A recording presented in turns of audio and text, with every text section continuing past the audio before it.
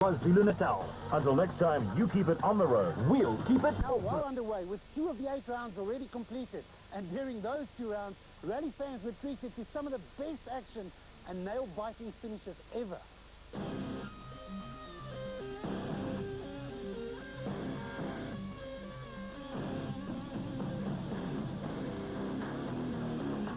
The gravel roads of the Hitachi Power Tools Tour Natal, round 1 of the Sasol South African Rally Championship, were smooth and slippery, but the action on the roads in the open farmland region around Caledon in the Western Cape was super fast and furious, resulting in one of the best rally battles ever. After a full day of gravel road racing, no less than 5 factory-entered S2000s were separated by only 2 seconds. It all went down to the very last stage, and an epic battle between BP Ultimate teammates Inzo Keen and Guy Hodgson and Hergen Fecken and Pierre Arie. With no points on the board before the Toyota Dealer Cape Rally, Keen's objective was to bag some points, but with only 1 stage to go, he found himself just 6 seconds from a rally win. He couldn't resist and gave it his all, but it was not enough to keep his teammates at bay. The flying Fecken took 3 seconds less to complete the last stage, resulting in a narrow 9-second victory.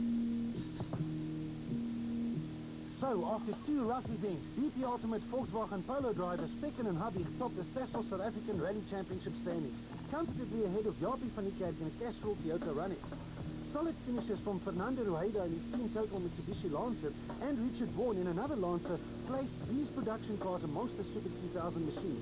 And Keen and Cronje podium finishes in Cape Town got them onto the board, ahead of the very highly placed Class M3 Toyota Runners, of course Taco Monterakis.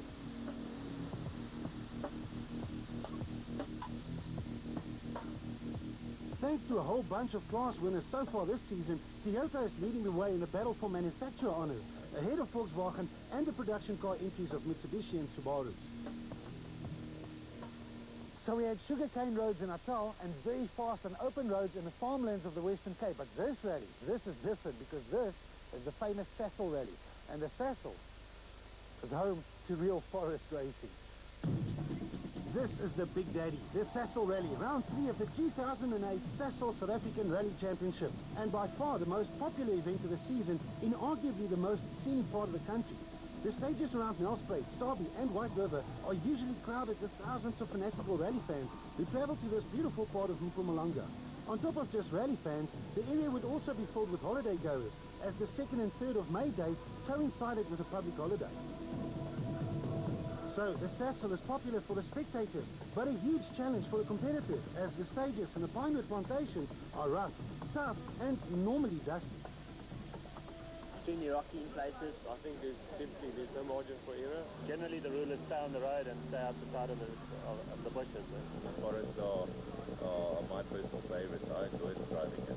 The Sasol is notoriously a bit of a lottery. There are so many crocodiles on the side of the road that 1 foot wrong and you leave the car there. It's going to be scary. The Sasol requires huge amounts of preparation. The organising club needs to prepare the route while keeping spectator safety in mind, and the teams need to prepare the cars for these harsh conditions that the Sasol Rally can throw at them. Fortunately, the South African Motorsport Club, who celebrate their 50th birthday this year, know a thing or two about organising a rally. This is the 17th Sasol Rally.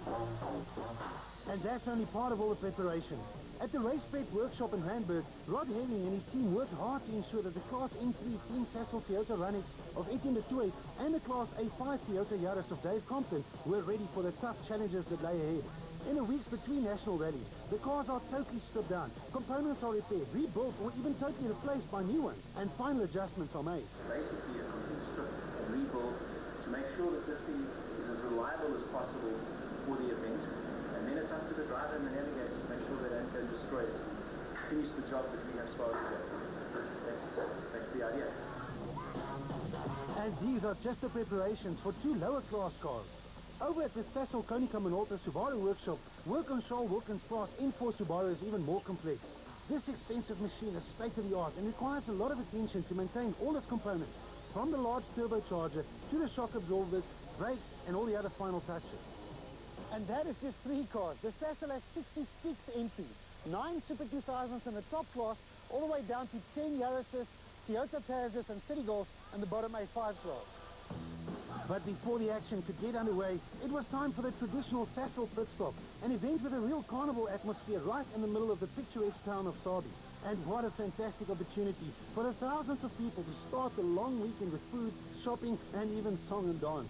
It was also an emotional time for Pano Nicolopoulos, as this was the last time that the Sasol sponsorship boss would be involved with this great rally, after helping to organize 16 out of the 17 Sasol rallies.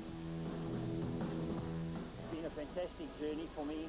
I've met a lot of the guys over here. You know, if one goes back in history, Jeff Mortimer, Sol van der Merwe, you name the guys. Serge, know all of them. Even been riding with them. Can't ask for more, can I? With the Thursday night festivities a thing of the past, it was time to get serious for the teams and drivers. It was a cold and wet morning in the Lowveld as the heavens opened during the night and turned the already rough and tough Sasol stages into mud baths. As you can see, this Lowveld area had a lot of rain overnight. The clerk of the course is in the stages right now, checking out the stages, and he's just declared the event an official wet rally. The declaration of a wet rally has a number of serious consequences for the teams. The narrower wet rally tyres have more grip than the harder dry gravel tyres, even in dry conditions. But teams are not allowed to use them unless the rally is declared a wet one. With mud all over the Lowveld, it seemed like an easy choice to make. But using wet tyres has a serious downside. These tyres are also a lot softer than dry tyres, and therefore puncture very easily.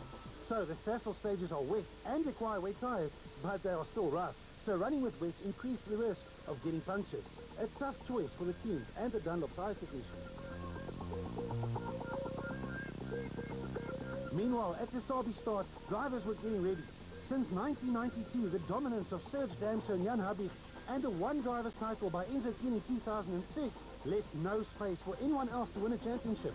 But after a second place and a win so far this year, Ergen Fekken and his BP Ultimate Volkswagen Polo could well be on his way to change all of that. You need to be cunning, I think. You have to do well in every event. So that's probably the aim on this one, with it being wet. Is maybe just to get through to the end and score some points.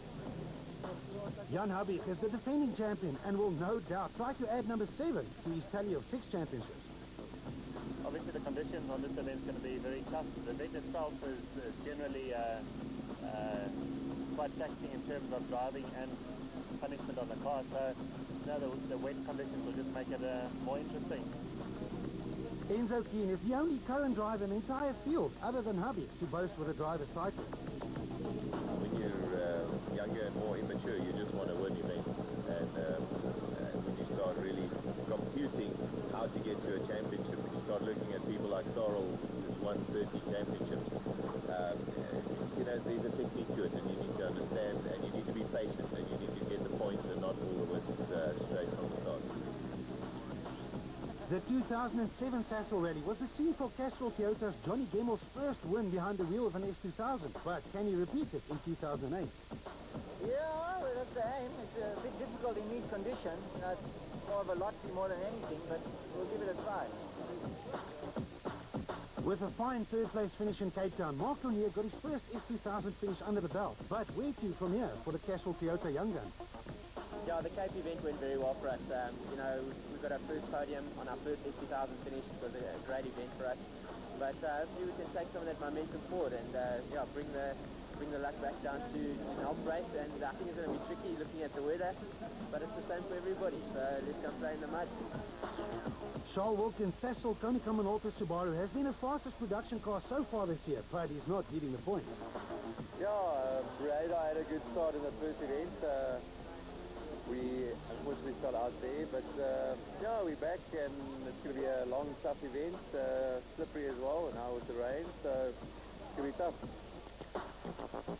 The Total Evolution Mitsubishi Lancer Fernando Rueda was not the fastest production car in the first 2 events, yet the Spaniard has a comfortable point lead. Well, I don't know about not being the fastest. We won in Durban, so in order to win it, you will be quite fast.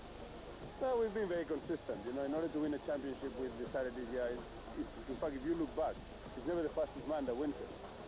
When you're in front, you stay in front and just keep the guy in the middle of the road. And that's exactly what we're going to do this year. Both Wilkin and Rueda will now have to keep an eye on defending production car champion Christopher Duplessis and his new Pertex Subaru. I can't describe the stages because it started raining, and unfortunately we're the only guys on dry. We haven't got the long wheel set, so we can't put our wet rims. So it's going to be scary. Get ready! Start of the Sasol. at 11.6 kilometers.